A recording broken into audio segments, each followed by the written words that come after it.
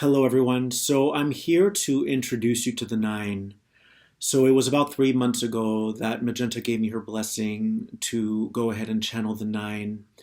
And I've been working with that energy and bringing that energy forward in every video that you've seen. But I haven't really separated myself from them to kind of give you more of a taste of what they are and what they represent. So I thought that I would give you a preview of their energy. It's a really fascinating energy because they're here, they're there, and they're everywhere. And they always are really masterful and adept at covering all grounds. Yesterday, I asked them, why can't you be eight? And they said that we can be eight and that we are nine. And that whenever you share perspective, we will be able to detect the blind spot within that perspective and swoop in and fill in the blanks for you. They also emphasize that they're not here to correct anyone because they're an all-inclusive consciousness structure and they are non-dual. That's what they truly are. To me, they epitomize non-duality. And every time I work with them, it's all love. There's no judgment. There's no trying to course correct me. They actually emphasize that when someone embodies one archetype and they do that really well, there's no blind spot there because that person has mastered that particular archetypal pattern. And so what they do is they will point you in the direction of where you may have blind spots. And I have them too, which is why they're amazing. And I love working with them. And just so you know, they're my oversoul. And an oversoul can be shared by a bunch of people. Magenta's the only one I know of who channels the White Wing Collective Consciousness of Nine. But I'm sure there have been other people in the past who have as well. I asked them, are you difficult to reach? And they said, yes, we are. We are always with you. However, the majority of humanity is still running filters and false screening systems. So when they receive cosmic information, which everyone does, by the way, everyone has a galactic antenna or a psychic sensor, and everyone is timeline jumping throughout the day, depending on which thought they're entertaining. And most people, everyone, in my opinion, is psychic. It's just that if someone is running a filter and they're not able to be in the objective experience, meaning that space of neutrality, then they might take cosmic information and then file it in accordance to what they've been through in their life, and then the information can get skewed or distorted. So they were saying to me, there are other guides who are easily accessible, and those guides may represent an archetypal pattern, and so those guides might be a little easier to reach. They said, we are always with you, though. It's just that we are difficult to grab. You cannot grab us. You can capture us. And once you capture us, then you'll be able to bring that energy forward in whatever you do, bring that energy through. They were just showing me that how I've managed to reach them. And, sometimes we have to work with a lot of guides in order to cleanse our system. Like my first guide was Archangel Michael and Jesus. And they taught me how to stand up for myself when I was getting bullied. They taught me how to slay those demons, if you will. And that was one phase of my journey after awakening, because everyone was saying that, Phil is crazy, he's cuckoo for Cocoa Puffs and so forth, and his ideas are outlandish. So I had to learn how to really take a vibrational stance and stand up for myself. And then after that, I worked with the Arcturians a lot. And one of my main personal guides now is Merlin.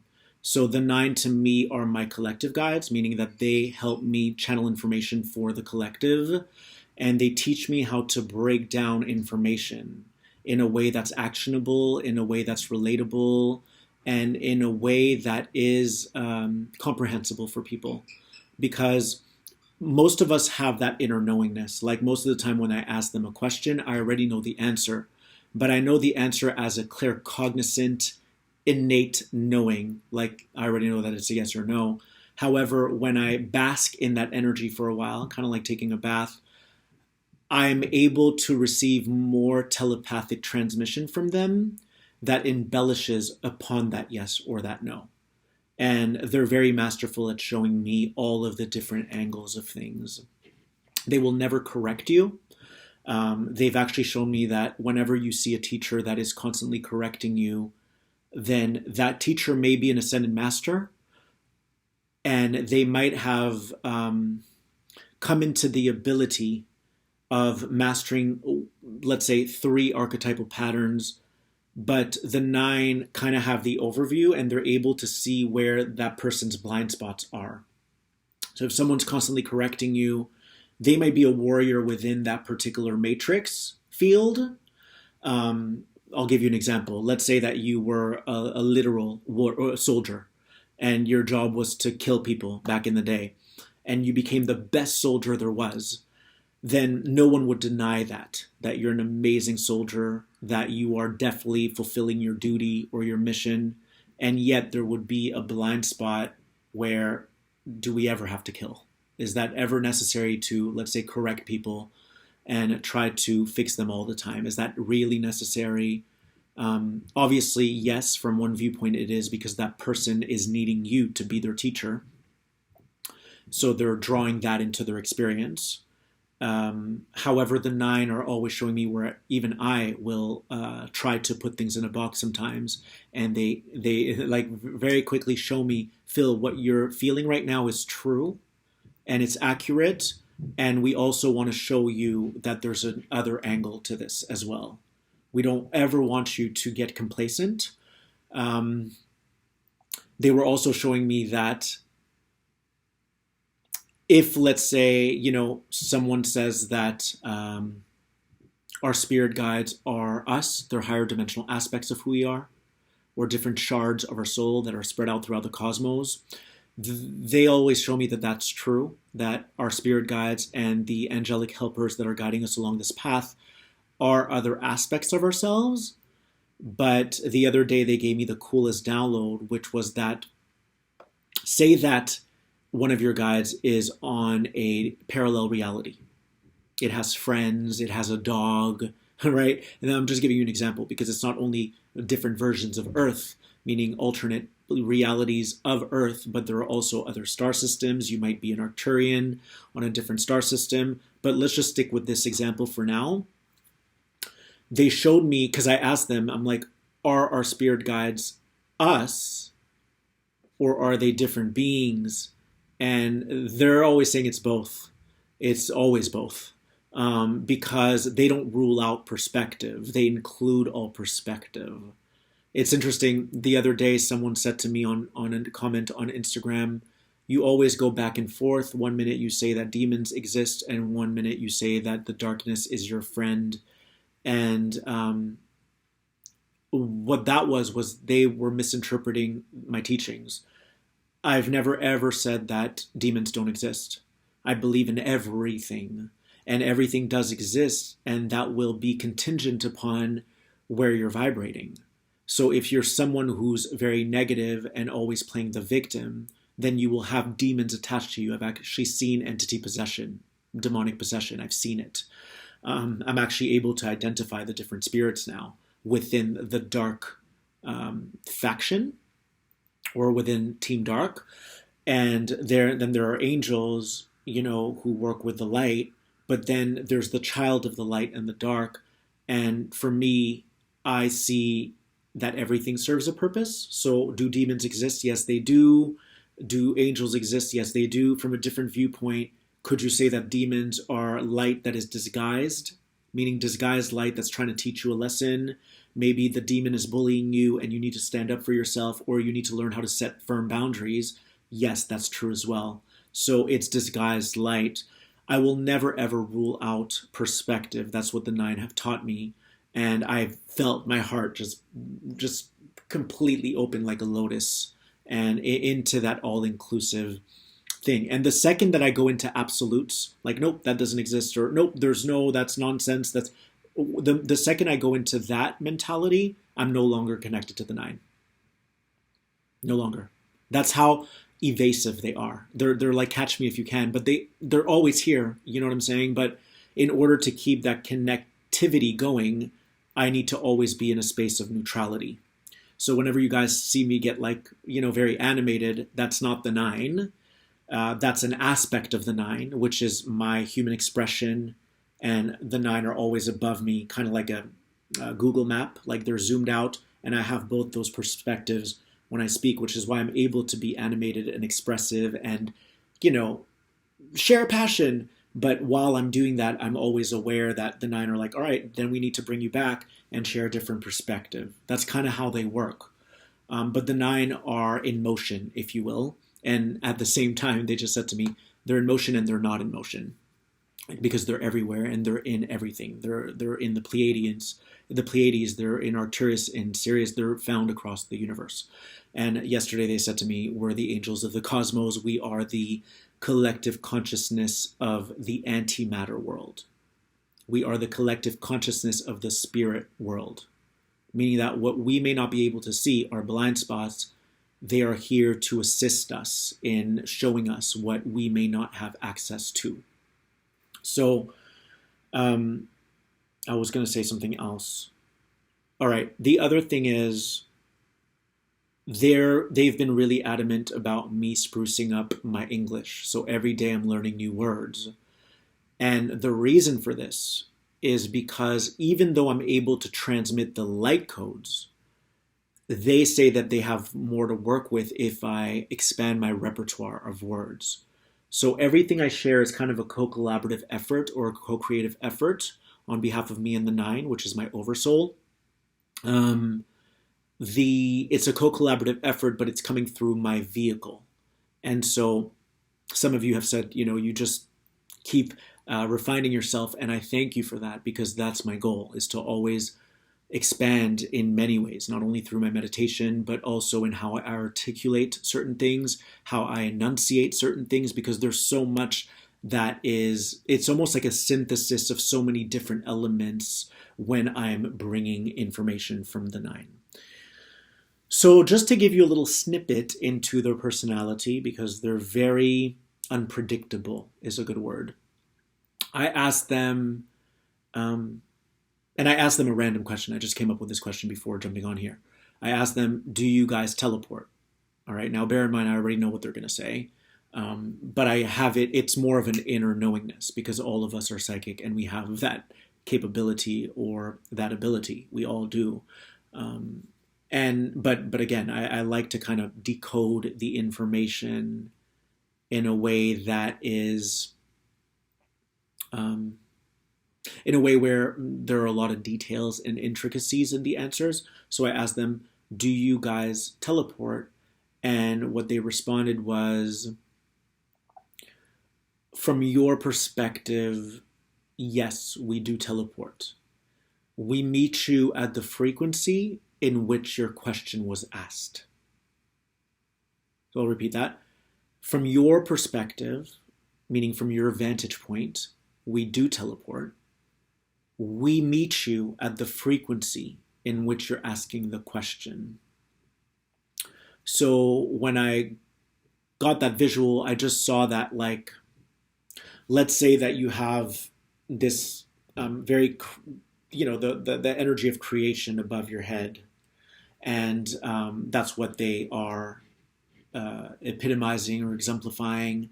They are the representatives of that energy of creation. Let's say that you have this thing above your head and it looks like slime or jello, and it's like this blub or this blob of light. When you ask a question, different components are going to start to come down to bring about an answer. So from that perspective, do you guys get that visual? It's kind of like, let's say I'm wearing a magnetic helmet and I ask a question. I'm going to summon the nine, and they're going to come from that frequency of oneness, and they're going to split off to give me all these different answers. So from our vantage point, yes, they teleport. And they said from our vantage point, we are always here. We never move. And what else did they say? They said from our vantage point, we are always the same. We can be found everywhere, and yet we are nowhere. And they said that, oh, that's what they said. This was really cool. They said, from our viewpoint, you're the ones who teleport when you ask a question. And then they went on to embellish upon that. And what they said was, when you ask a question or you entertain a thought or an emotion, or you feel an emotion, you are actually teleporting yourself or switching into a different matrix, which to us is teleportation. But we're always there, no matter where you teleport. Does that make sense to you guys? So from our viewpoint, they teleport, and they kept showing me the imagery of whack-a-mole. You know that game? Boop, boop, boop, boop, and you have to kind of like hammer it. They were showing me that, and that they're kind of like whack-a-mole. But that from their viewpoint, we're the ones who teleport through our crystalline technology, because we're constantly timeline hopping and we're not even aware of this fact. Every time that you have a thought, you are actually transitioning yourself into a different timeline. And then when you 2 minutes later have a different thought, which evokes a different emotion in you, well, you're then jumping onto a different timeline. But the 9 are always here. They're here and they're everywhere and they're nowhere. And they also were very, they stressed the fact that they cannot be grabbed because they're in the lines, they're outside the circles, they're everywhere. So they always say they teleport in and out of the outs and ins. And to me, that just makes sense, that they teleport. I don't even know what I just said. But yeah. They teleport into the ins and outs and the outs and ins. So they say that we can capture them, though. And they have a very, very clear energy. I mean, I'm sure you guys can feel it when I'm coming from that all-inclusive space. That's my connection to them. What they're helping me do is they're kind of creating like a portal energy, like a spiral energy. And this spiral energy is allowing for a very clear journey to the space of non-duality. And so if you keep that pipeline open, then you're able to see how everyone is right when they share something. And at the same time that there are always different perspectives to this. Always. So, yes. And then what else? I feel like I asked them something else for you guys to get a feel for them. I asked them,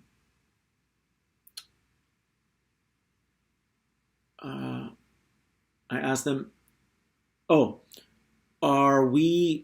do we give and receive love? And what they said was, yes, absolutely. Love is an offering. It is something that you give and receive. They also said you are love.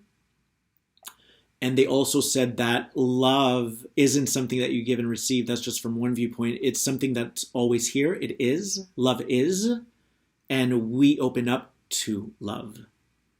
And so, in other words, we open up to the heaven on earth because it's always around us.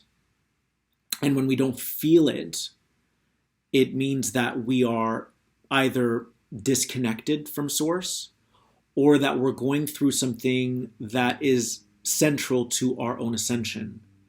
And that particular thing is needing our attention, and it's going to make us purge. It's going to make us dislodge different energies within our system that aren't needed there, that might be carbon-based, and that might need to be rendered crystalline. And so We are love.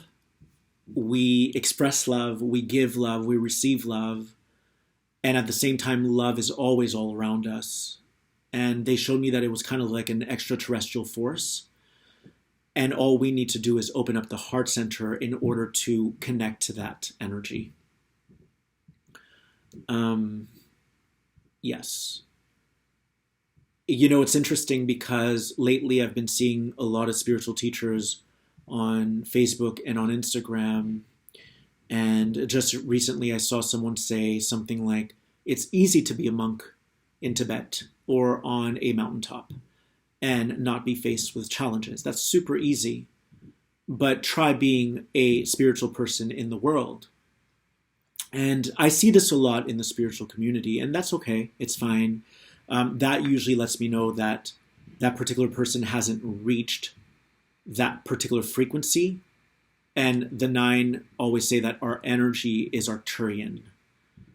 It doesn't do the or. It doesn't do the or.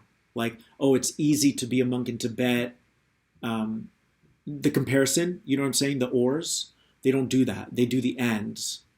So they're always showing me when someone is doing the or, the comparison, they might still be illuminated. They might be an ascended master.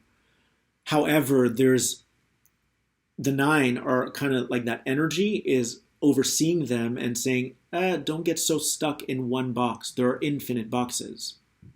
And even if you may have access to 10 of them, there's probably 2 more that you're not seeing. So they're very into like the blind spots. And yes. And it's all good. What they're saying now is that it's all good because that person or that teacher is going to appeal to a crowd that may not have access to that Arcturian energy. So they would be in agreement with them. As would I. I would be in agreement with them that it's quote unquote easy to be a monk in Tibet and that it could be difficult to be spiritual when you have kids and you're juggling life and you're running to the office and all of this. That's true. However, we have to remember that a monk in Tibet is like truly like spreading out energy to all of us. That's their calling. And they are, you know, and I asked the nine about this morning. I'm like, please show me what, because when I saw this video, something about it didn't really sit well with me. And then, so when it doesn't sit well, it means that there's something that I need to see or get further clarification on. And again, I already know this stuff. It's just that I like breaking it down. And the nine were showing me that like the monks are stabilizing the fields of our planetary being, of Gaia. That's what they do all day long. Not only of Gaia. So in other words, they're kind of like the caretakers of Gaia. Gaia's could be going through a lot of tumult or a lot of ups and downs, and the monks are always there to broadcast that beautiful energy of love and light, to bring calmness to her, and also to equalize the fields within the cosmos. They don't only work here, they work within the cosmos. And I understand this because I've been a monk in another life, no question. I can sit and meditate all day. And so we never want to discredit people who are lending their gifts to the planet. No one's better than the other person. It doesn't make it more difficult to, let's say, be a dad or be a mom and try to be spiritual in the world. You know, oftentimes we say things like that to almost, how can I say this? Without sounding horrible, but it gives us more of a sense of importance, or like we're more elevated because we're able to do it within the chaos and within all the commotion. And that's not true. What that is that your particular blueprint, the pamphlet that you signed up for, the mission that you signed up for, entailed all these different things that you're dealing with in your life, because that's how you would best grow. That's how you would best evolve. But it's very plausible that the monk in Tibet has had lifetimes being in the chaos, and now they're on their way to being the Pleiadian, and it could be their last lifetime. And that's just one example. It can be a bunch, like a myriad of different possibilities. I'm just saying that what the nine show me is how we all have and play an integral part within this giant tapestry of life, of consciousness. There isn't a comparison here. The monk is supporting Gaia. The monk is supporting us. And if we feel peace throughout our day, being these spiritual creatures in a chaotic world, it could be thanks to the monk. We never want to try to devalue or discount other people based on what they're experiencing, because everyone is playing a role in this game, in this play. Everyone is. And we would see that if we were to leave our bodies right now. All of us would see that. So the 9 live outside of time and space. And that's how I'm able to get this information. They live outside of time and space. Again, they're the collective consciousness of the antimatter world. And they're like an invisible thread that connects all the star systems. Kind of like that. So, yes. What else did I want to say?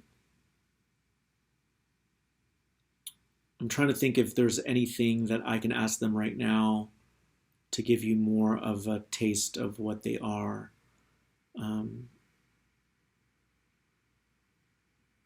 Okay, I'm going to go into this download because I think it's really cool. I received another vision yesterday, and this was a message from the 9, so I'm going to share it with you guys. I didn't think I'd go into this in this video just because it can be long, but I'll try my best to debrief you guys and make it concise. So they were showing me that, like, let's say that you,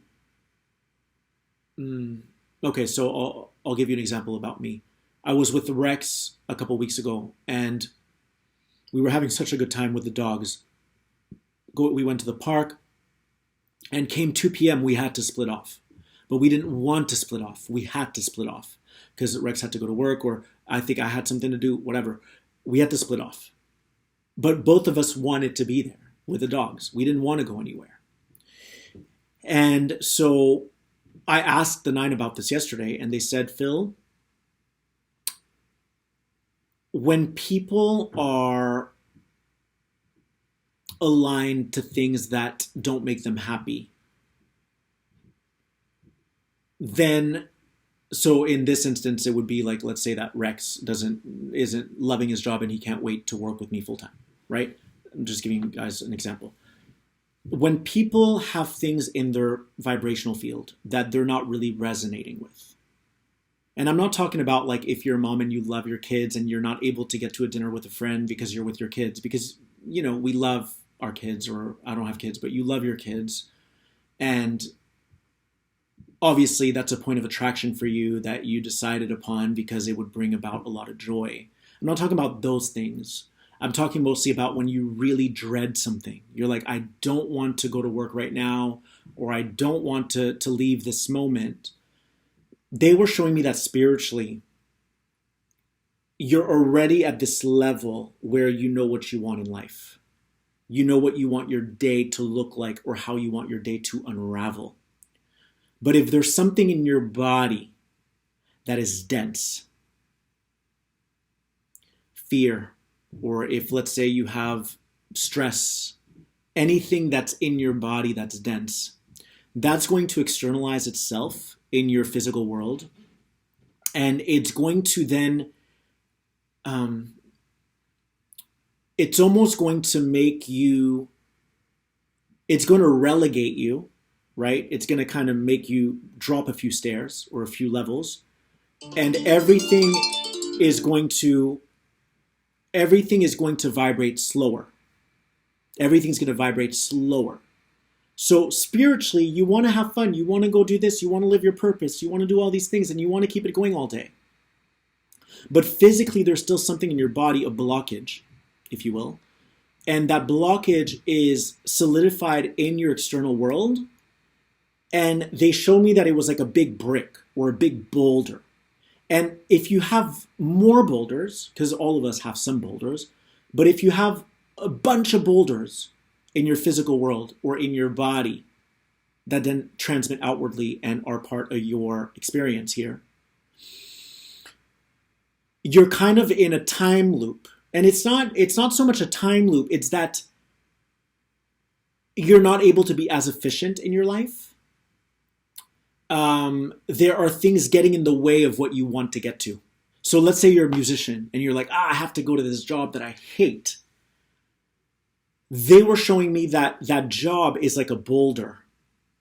And that if you make an adjustment internally and you start to focus on those fears that you have and you start to banish them or conquer them, then you're going to clear that boulder within. And then you'll be able to get to your song now. You won't have to wait. You won't have to wait. I thought that was so powerful. And they kept showing me that it has to do with like the law of relativity. Like some of us vibrate at a high rate of speed, at a very high rate.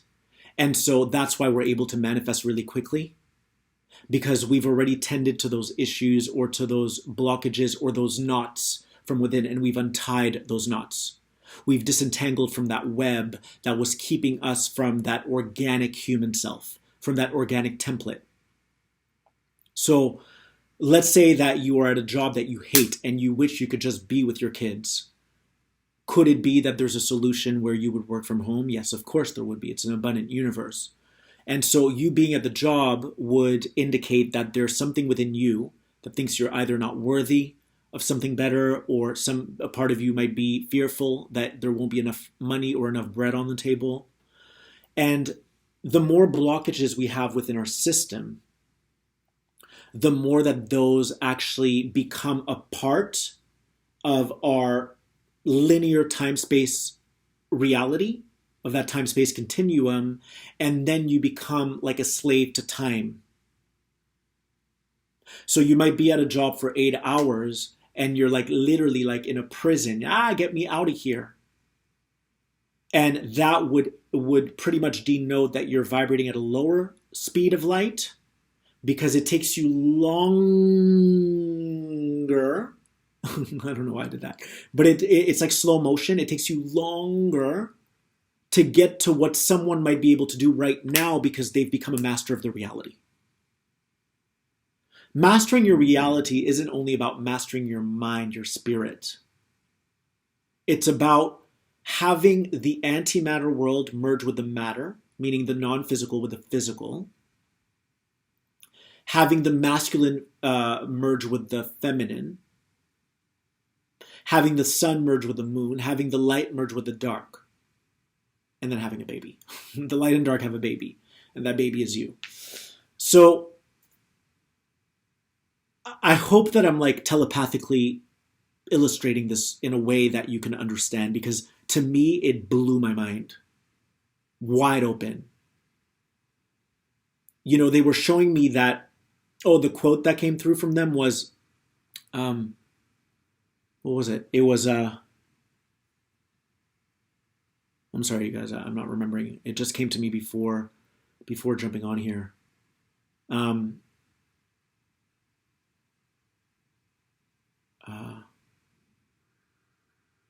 Anyways, if I think about it, I'll share it with you guys, but it was so powerful. I'm sure it'll come back to me. So think of these boulders as they're like kind of anchors that keep you rooted in a lower dimensional timeline. And even though you might be highly spiritual up here in your consciousness, in the spirit realm, your body, if let's say you're not able to get to what you want now, it means that there's still something in your body that's preventing you from vibrating at that speed of light that you've already achieved spiritually. I know people who are already they'll go to work, but they're not really there anymore. They're elsewhere spiritually. But as long as they're at that job, it means that their physical body hasn't realigned or reconfigured itself to fit what they feel spiritually. I hope this is making sense. Is that making sense? Okay.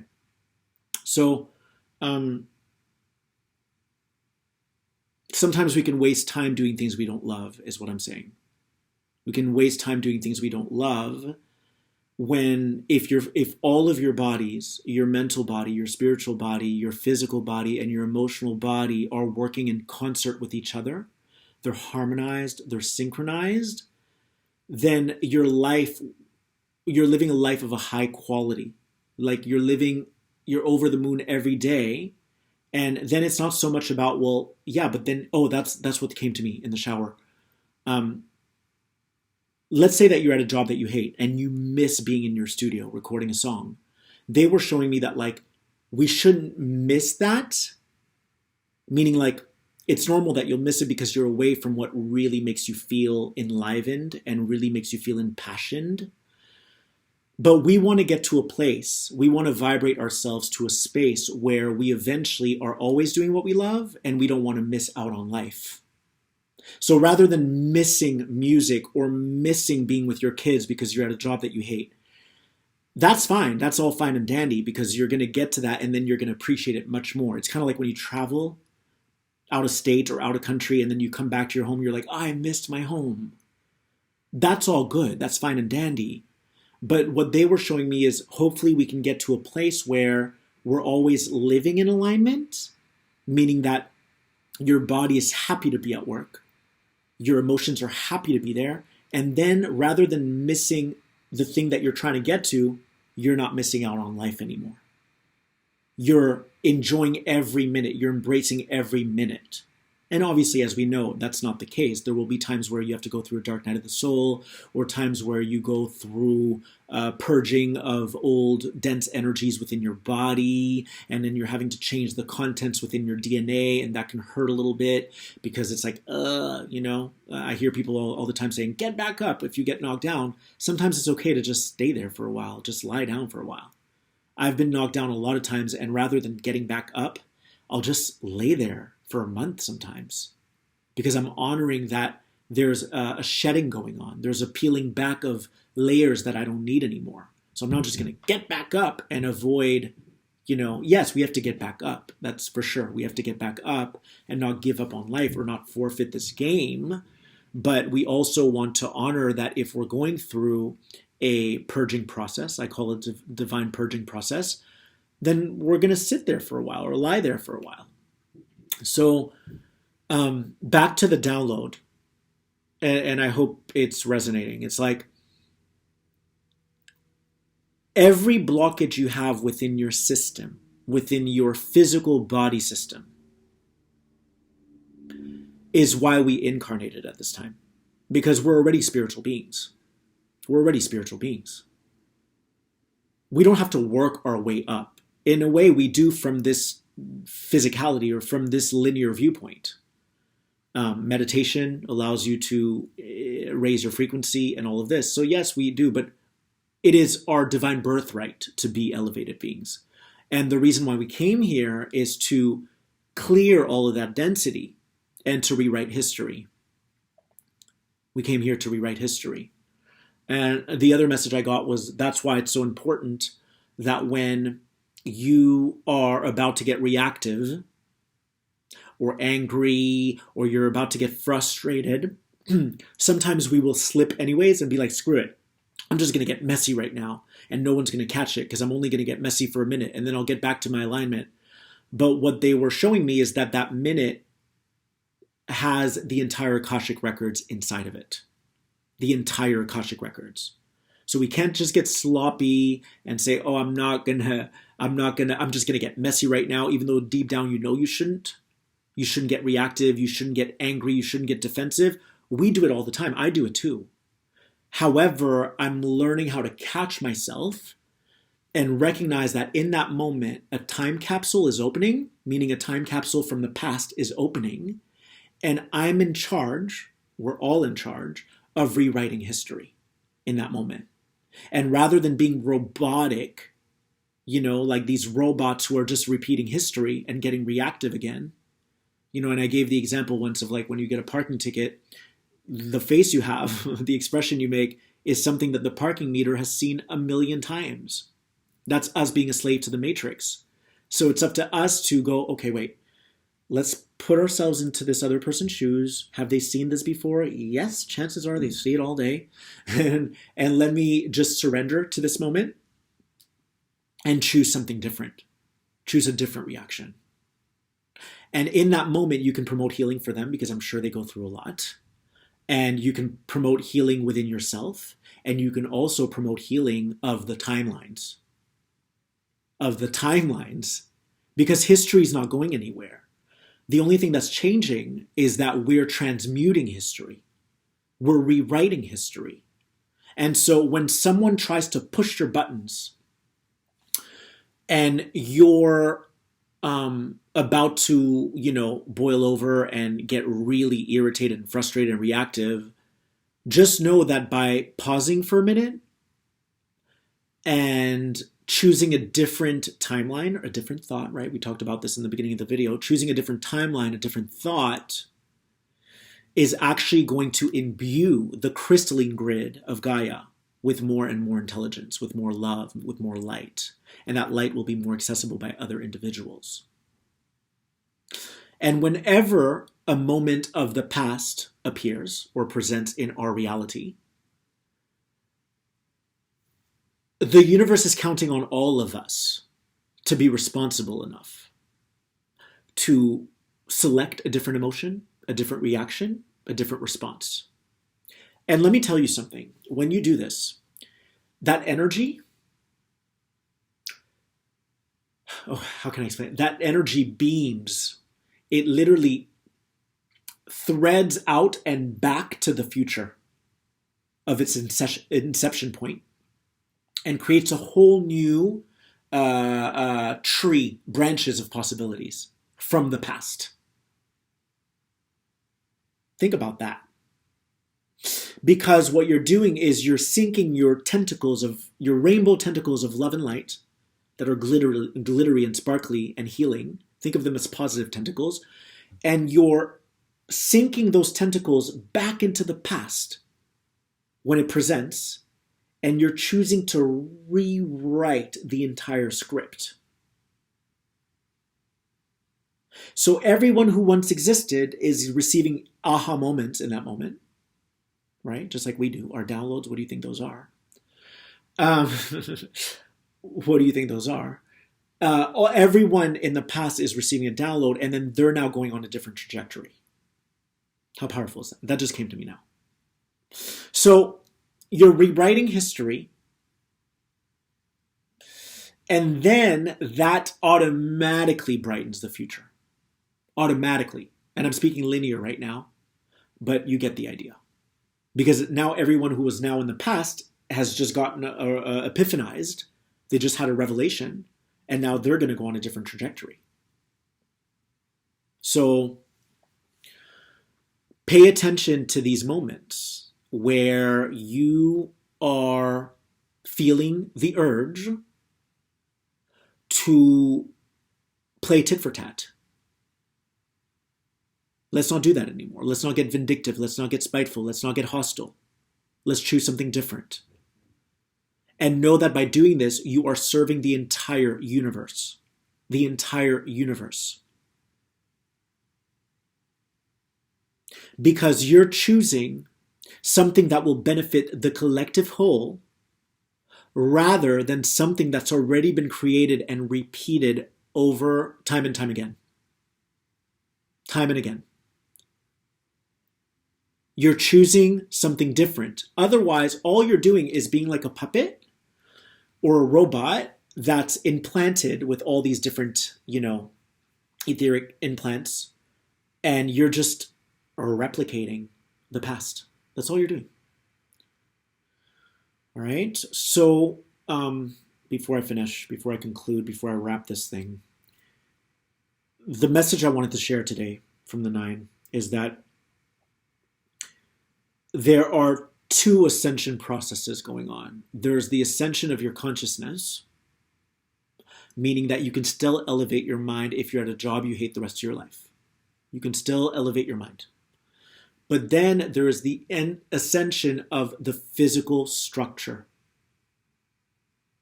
It's a physical structure. And by integrating those galactic light codes, those ascension codes, those crystal codes into your body, into your physical DNA, not your quantum DNA, your physical DNA, then your body is able to go through a change, or it starts to morph itself to vibrate into a higher timeline. Once you reach those higher timelines, then there's no reason for that boulder to be there anymore because it has nothing left to teach you. But as long as it's there, maybe there's something that's unresolved, something that's untransmuted within you that is needing your attention. And the more boulders we have, the more we are operating within a lower fractal of consciousness. We are operating within a third dimensional or lower fourth dimensional construct. Because you're not choosing what you want to do right now. And some may argue and say, well, it would never be special if you didn't miss your home, or it would never be special if you didn't have that contrast of the dark to eventually get back to the light. And I would venture to disagree, because life can be really wonderful and there's so much to accomplish when you're doing what you love. It doesn't mean that you're devoid of responsibility. That's not what it means. Because I work all day long, all day. But I'm doing things that I love. Like, you literally create a life that is conducive to you being able to explore what you came here to explore. Meaning that at the gym, I learn about my body. And I even asked the 9 today, are you guys the ones who have been with me all these years that really bother me while I'm working out? Because you're constantly trying to adjust or have me open portals in my feet. And they're like, yes, that's us. I'm like, yeah, that's really annoying. But again, it's because my physical body is having to go through so many different changes. So between the gym, between doing work, I work in the spiritual field. I give readings. Learning new words every day excites me. Meditating, doing these walking meditations and working with Merlin, who's my personal guide, where I work with magic and I learn how to spin energy and astral travel and all of that. I love that. And then doing an additional hour of working with my pineal gland strictly within the body and breathing into it. I love that. So there's a way to have a very busy life that is here to complement your blueprint, that is here to complement your mission as a starseed. But you have to put everything in your life. You literally have to inject your life and your daily routine with things that lift you up, with things that lift your vibrational frequency. And that is possible. Believe me, I'm telling you this because this message is coming from someone who was broke most of his life. I never understood money. Someone who hated making that $200 a week when I was doing something I didn't want to do. But then as I started to draw my attention to what was trying to be taught or imparted to me, then I was able to clear those boulders. And one stepping stone led to the next stepping stone, which led to the next stepping stone, and then you eventually make it to the summit. So this is possible, you guys. But we have to vibrate outside of time. We have to vibrate ourselves into New Earth, which is an energetic existence. So I hope this message helped you. I think this is my longest video yet, for sure. Yeah, and I hope to interact with you and the 9 more. Right now, no one's asking me a question, so when you guys do ask questions, you'll see how fascinating their answers are. They're really fascinating. I love you guys so much, and please subscribe. It really, really means a lot to me when you do that. It helps with the algorithms. These messages need to get out, and thank you for commenting and subscribing and sharing, and I'm sending you infinite love and light and blessings as always.